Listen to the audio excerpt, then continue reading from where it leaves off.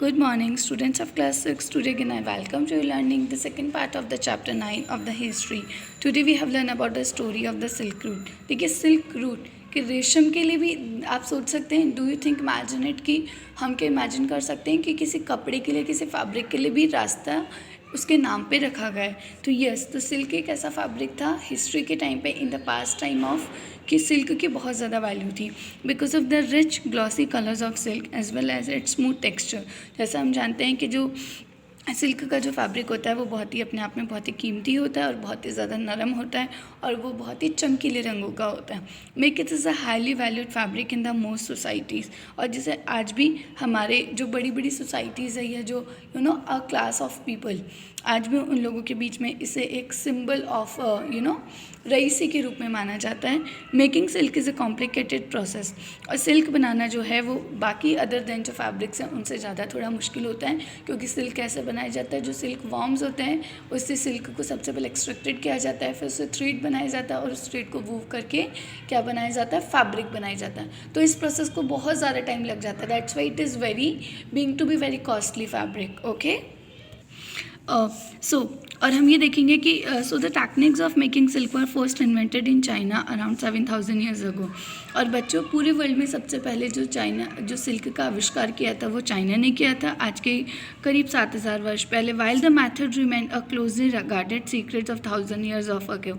और देखिए कि आप बात करेंगे कि चाइना ने, और ये जो टेक्निक है, ये जो तरीका है सिल्क बनाने का, उसको काफ़ी सालों तक पूरे वर्ल्ड से छुपा के रखा. लेकिन जब some people from China who went to distant land on foot, horseback, on camel, carried silk with them. लेकिन काफ़ी समय के बाद भी, काफ़ी सालों तक तो चाइना ने इस टेक्निक को, सिल्क बनाने का, जो सिल्क का कपड़े बनाने के तरीक़ों को पूरे वर्ल्ड से छुपाया. लेकिन कुछ लोग चाइना से जब है ना दूसरे देशों में पहुँचे, जैसे हमारे देश इंडिया में भी पहुँचे, और वो किन तरीक़ों कहाँ से पहुँचे, उन्होंने जो सिल्क का कपड़ा था China who went to distant land on foot, कुछ लोग पैदल चल कर आए, कुछ लोग घोड़े पर बैठ कर आए और कुछ लोग कैमल्स पर और सिल्क को कैरी कर लेकर आए. The path they followed came to be known as the silk route. और जिन रास्तों को सिल्क ले जाने के लिए, तो हम कह सकते हैं कि सिल्क के कपड़े को लाने ले जाने के लिए जो रास्ता लोगों ने चुना, उसी वे को हम क्या बोलते हैं, सिल्क रूट. हम देखेंगे कि what is the location of silk route. Some time Chinese ruler send gifts of silk to the ruler in Iran and west Asia. कभी कभी देखो पास्ट में क्या होता था बच्चों, कि जो चाइना के जो रूलर थे वो अपनी तरफ से भी नो कि जो उस समय सिर्फ चाइना ही था जिसके पास तरीका था सिल्क बनाने का, तो वो क्या करते थे, ईरान और वेस्ट एशिया के जो राजा थे उन्हें कभी कभी गिफ्ट के रूप में, तोहफे के रूप में सिल्क भेजा करते थे. The knowledge of silk spread further west about 2,000 years ago. So student देखिए, लेकिन पूरे वर्ल्ड को जो सिल्क बनाने की टेक्निक है वो कब पता चली, आज के 2,000 ईयर्स पहले. आप देखिए कि आज के करीब 2,000 ईयर्स पहले जब लोगों को बिकॉज ऑफ जब चाइनीज़ रूलर्स ने और वहाँ के जो कॉर्टिसन्स थे उन्होंने उसे कहाँ भेजा, ईरान के और जो पश्चिम के जो राजा महाराजाओं थे उन्हें तोहफे के रूप में भेजा. तो इस बात की खबर सबको फैल गई कि ये कैसा एक फैब्रिक है जो कि बहुत ही ज़्यादा, मतलब जो रेशम की जो प्रसिद्धि थी, जो सिल्क की थी, वो it's was very popular. So देखिए, wearing silk become the fashion amongst the ruler and the rich people in Rome was very expensive.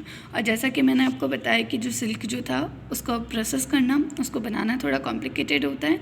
और उस समय जब रोम के जो राजा थे और जो रईस और धनी लोग थे, उन्होंने सिल्क को अपना एक स्टेटस सिंबल समझ लिया, as had to be brought all the way from China. और ये सारा जो सिल्क का कपड़ा था कहाँ से मंगवाया जाता था, ये सारे कपड़े उस समय चाइना से मंगवाए जाते थे. और इस वजह से, और इनकी कीमत बहुत ही ज़्यादा होती थी क्योंकि चीन से इसे लाने में बहुत ही ज़्यादा मुश्किल होता था.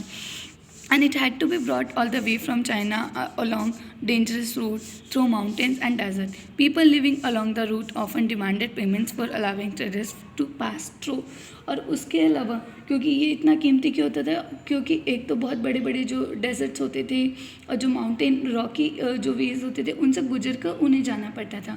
और रास्ते के आसपास जो रहने वाले लोग थे, इन व्यापारियों से वो जो ट्रेडर्स उन्हें लेकर जाया करते थे रोम एंड जो अनदर कंट्रीज, उनसे ट्रेड फेयर भी मांगते थे कि उनसे उस माल को निकाल के ले जाने के, जिसे चुंगी कहा जाता है, लाइक अ टैक्स, जिसे आज हम टैक्स बोलते हैं, एक्सपोर्ट इंपोर्ट करने के लिए जो टैक्स लगाया जाता है उसी तरीके से जो टैक्स उस समय लिया जाता था. Look at the map 6 page number 76-77 which shows the silk route and its branches. Some king tried to control patterns of the portions of the route. This was because they could benefit from taxes, tributes, and gifts that were brought by traders traveling along the route. In return, they often protected the traders and passed through their kingdom from attack by the robbers. तो अब देखिए कुछ जो लोग थे, अब देखिए कि जो सिल्क रूट था उस समय सबसे इम्पॉर्टेंट रूट बन गया था क्योंकि इससे सिल्क को लाया ले जाया जाता था. तो अब देखेंगे कि कुछ जो बड़े बड़े राजा थे उन्होंने इस हिस्से पर अपना कंट्रोल करना चाहते थे. और वो कंट्रोल क्यों करना चाहते थे? क्योंकि इस रास्ते पर जो टैक्सेस लगाए जाते थे और जो महंगे महंगे जो कि जो तोहफे मिला करते थे उनको वो पाना चाहते थे. इस वजह से इन शासकों ने क्या किया, जो लुटेरों की मदद से इन शासकों ने क्या किया कि ना अपना कंट्रोल जमाने की कोशिश की और साथ ही साथ वो ट्रेडर्स को मेक श्योर करवाते थे कि हम आपको रॉबर से भी बचाएंगे, जो लुटेरे होते थे जो सिल्क के कपड़े को लूटना चाहते थे. The best none of the ruler who control the silk root व द कुशान. और देखिए कि सबसे पहले जो सिल्क रूट पे जो कंट्रोल रखने वाले राजा थे उनमें जो एक है the famous ruler was the Kushan. Okay, who ruled over Central Asia and Northwest India around 2000 years ago. जिन्होंने इंडिया में करीब इंडिया के जो मध्य एशिया और जो जो वेस्ट एशिया जो हमारी इंडिया का जो पार्ट है, सेंट्रल इंडिया का जो पार्ट है उस पर करीब 2000 साल पहले उनके राजा थे, उन्होंने अपना शासन किया. Their 2 major centres of power were Peshawar and Mathura. और उसके लिए उन्होंने अपनी दो शक्तिशाली केंद्र बनाए, major centres which was the Peshawar and Mathura. Takshashila was also included in their kingdom. और जो तक्षशिला आपने सुना होगा, तक्षशिला क्या है? तक्षशिला एक ऐसी एक ऐसा इंस्टीट्यूट है जो कि शिक्षा का एक बहुत बड़ा केंद्र है, जिसे आज हम तक्षशिला यूनिवर्सिटी भी बोलते हैं, which is situated in the Bihar of India. Okay, so देखिए, during their rule, a branch of the Silk Route extended from Central Asia down to the seaports at the mouth of the river Indus, from where silk was shipped westward to the Roman Empire. The Kushan were amongst the earliest ruler of the subcontinent to issue gold coins. These were used by traders along the Silk Route. So you student see that कि जो उस समय जो राजा थे कुशान, उन्होंने बहुत ज़्यादा control किया. और उसके अलावा जो कुशान के ही रूलर में उन्होंने क्या किया, साथ ही साथ उन्होंने जो सी पोर्ट से समुद्र तटों के माध्यम से जो इंडस रिवर थी वो मेजर रिवर थी, वो connected us to the Arab and another country. जो सेंट्रल इंडिया और जो सेंट्रल कॉन्टिनेंट्स ने उन्हें कनेक्ट करने के लिए बहुत इंपॉर्टेंट थी. तो उसके जो सी पोर्ट्स थे पेशावर का और जो इंडस रिवर के अंदर, तो आप देखिएगा कि उनके माध्यम से दूसरे जो देश थे वहाँ पर भी सिल्क को कैरी किया गया, वहाँ से एक्सपोर्ट इंपोर्ट किया जाता था. और इस तरीके से उस समय जो कुशान्स थे उन्होंने बहुत ज़्यादा पैसे कमाए. अब हम देखेंगे द स्प्रेड ऑफ बुद्धिज़्म, कि देखिए कि जो हम बुद्धिज़्म के बारे में हमने चैप्टर 5 में भी पढ़ा था कि जो बुद्धिज़्म के फाउंडर कौन थे? गौतम बुद्ध, सिद्धार्था. मैंने आपको बताया था कि किस तरीके से, क्योंकि जो उनका जो जन्म हुआ था वो बिहार में हुआ था, और जिस भारत में कहा जाता है भारत का ही एक भाग्य है, भारत का एक राज्य है. और देखिए द स्प्रेड ऑफ बुद्धिज़्म, तो हम कह सकते हैं कि जब सिल्क रूट का टाइम था तो उस समय बुद्धिज़्म का जो प्रसार कैसे हुआ. आज अगर हम बात करें, जो बौद्ध धर्म है वो इंडिया से ज़्यादा विदेशों में है, बहुत ज़्यादा प्रीचर्स हैं, उसको मानने वाले लोग हमारे देश से ज़्यादा जो लोग हैं वो विदेशों में बौद्ध धर्म को मानते हैं. The most famous Kushan ruler was Kanishka, who ruled around 1900 years ago. He organized a Buddhist council where scholars met and discussed important matter. Ashwagosha, a poet who composed a biography of the Buddha, the Buddha Charitra, lived in his court. Ashwagosha and other Buddhist scholars now began writing in Sanskrit. A new form of Buddhist known as the Mahayana Buddhism now developed.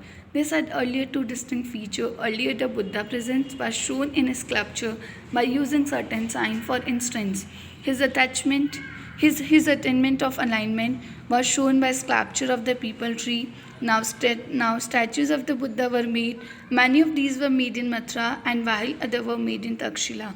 The second change was a belief in Bodhisattva. These were supposed to be persons who had attained alignment. Once they attained alignment, they could live in complete life. So student हम कह सकते हैं कि उस समय जब हम बात करते हैं जिस समय सिल्क रूट था, उस समय जो बुद्धिज़्म जो थे, सबसे पहले तो जो सिद्धार्थ थे जिन्होंने आज के 5000-6000 वर्ष किया, लेकिन हमारे देश में वापस से जो बुद्धिज़्म का प्रचार प्रसार किसने किया? कुषाण्स ने। और कुषाण जो वंश थे उनके जो सबसे एक राजा थे कनिष्क, जिन्होंने इसको फेमस किया। हु रूल्ड, जो कि हमारे देश में आज के 1900 वर्ष पहले शासन किया। और इसके लिए उन्होंने क्या किया? बुद्धिज़्म के प्रसार के लिए to spread of the Buddhism उन्होंने एक कमेटी ऑर्गेनाइज की, जिसमें सब लोग एकत्रित होकर, जिसमें उन्होंने बड़े बड़े जो विद्वान थे उनको एकत्र करते थे। They all we collected the place, और वहाँ पे बहुत सारी इंपॉर्टेंट मीटिंग करते थे और डिस्कस करते थे। और साथ ही साथ उन्होंने क्या किया कि बुद्ध की जो जीवनी ऑटोबायोग्राफी, जो बायोग्राफी थी, उसको लिखने का काम किसने किया? कि जो बुद्धा कैसे थे उनके बारे में जो एक पोइट हैं जिसका नाम है अश्वघोष, जो कि कनिष्क के ही दरबार में रहने वाले एक कवि थे। और उसके अलावा अश्वघोष और अन्य विद्वानों ने मिलकर सारी जो चीज़ें थी बुद्धा के बारे में, वो कौन सी भाषा में लिखनी शुरू की? संस्कृत भाषा में। इस समय बौद्ध धर्म को एक नया कॉन्सेप्ट मिला, और जिसे क्या बोला गया? महायान। अब देखिए, महायान जो थे उसकी दो विशेषताएं थी। उसमें क्या बताया जाता है कि पहली मूर्तियों में बुद्ध की उपस्थिति कुछ मतलब कैसा होता था कि जो बुद्धा है वो बैठे हैं और उनके साथ कुछ सिंबल्स होते थे। और मिसाल के तौर पे, और जैसा हमें पता है कि बुद्धा ने जो पीपल ट्री है उसके नीचे बैठकर ही उन्हें अलाइनमेंट हुआ था। और उसके लिए उन्होंने क्या किया? इन महायाना जो था उसके अंदर ये बताया कि उन्होंने डेवलप किया कि जो बुद्धा की मूर्तियाँ बनाई गई, और कुछ मूर्तियाँ इस प्रकार थी कि जो बुद्धा और पीपल के पेड़ के नीचे बैठे हैं, और बुद्ध के बहुत सारे स्कल्पचर्स बनाए गए, और जिनमें से जो अधिकांश जो मूर्तियाँ थी वो मथुरा में और कुछ तक्षशिला में बनाई जाने लगी। और दूसरा जो चेंज था, the second change was a belief in बौद्धित्व। देखिए बच्चों, बौद्धित्व कहते था कि जो ज्ञान प्राप्ति के लिए की आस्था को लेकर आया, मतलब कि किस तरीके से हमें जो बुद्धिस्ट रिलीजन है उसको फॉलो करना है। और उसके लिए इस समय क्या किया गया कि ये एक वे रखा गया कि जो ज्ञान प्राप्ति के लिए अकेले में कहा कि जो भी लोग अकेले में ऐसा क्या करते थे कि isolation and meditate in peace. However, instead of doing that, they remain in the world to teach and help other people. The worship of Bodhisattva became very popular and spread throughout Central Asia, China, and later to the Korea and Japan. Buddhism also spread to the western and southern India, where dozens of caves were hollowed out of hills for monks to live in. Some of these caves were made on the order of kings and queens, other by the merchants and the farmer. These were often located near passes through the Western Ghat, road connecting prosperous ports on the coast and cities in the Deccan ran through these passes.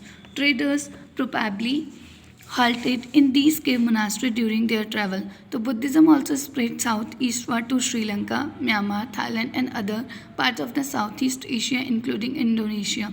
The older form of Buddhism, known as the Theravada Buddhism, was more popular in these areas.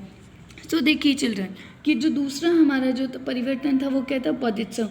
इसे क्या कहा गया कि जो किस तरीके से हमें बुद्धा की पूजा करनी चाहिए। तो उसमें उन्होंने बोला कि जो लोग ज्ञान प्राप्ति के लिए अकेले में क्या करते थे? ध्यान करते थे। लेकिन वो ऐसा करने के बजाय उन्होंने पहले जो बुद्धा के जो प्रीचर्स से बोला कि आपको अकेले में एकांत में बैठकर आपको तपस्या करनी है। लेकिन कुछ लोगों ने, जब महायाना डेवलप हुआ तो कुछ लोगों ने इसे माना कि अगर हम लोगों को शिक्षा भी दें, मतलब कि बुद्धिज़्म के बारे में लोगों को बताएं, तो वो भी एक पूजा का एक तरीका है। और ये जो तरीका था वो लोगों को काफ़ी ज़्यादा पसंद आया। ये जो एक पूजा करने की तरीके थी ये काफ़ी ज़्यादा लोकप्रिय हो गए। और ये जो पूरी जो टेक्निक है जो सेंट्रल एशिया, चीन और कोरिया तक फैल गई। मतलब अब सिर्फ जो बुद्धिज़्म जो था सिर्फ इंडिया का नहीं था।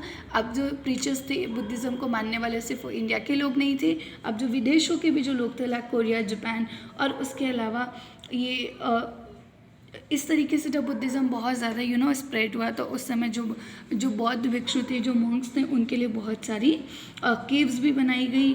और साथ ही साथ में इनमें से जो केव्स थी वो किन्होंने बनवाई? Buddhism also spread. तो देखिए कुछ केव्स थे जो वो राजा और रानियों के ने बनवाई, और कुछ लोग जो ट्रेडर्स थे, जो रईस, जो बिजनेसमैन थे और जो फार्मर्स थे, उन्होंने इन सबको बनाई। और आज जो है बुद्धिज़्म वो सिर्फ इंडिया में ही नहीं है, इट इज़ ऑल्सो, और इंडिया से भी ज़्यादा आज श्रीलंका, म्यांमार, थाईलैंड और इंडोनेशिया सहित हमारे जो सेंट्रल एशिया के जो बहुत सारी कंट्रीज़ हैं उनमें ये बहुत ज़्यादा माना जाता है। Okay, I hope you understand all the concept of this chapter. Thank you all.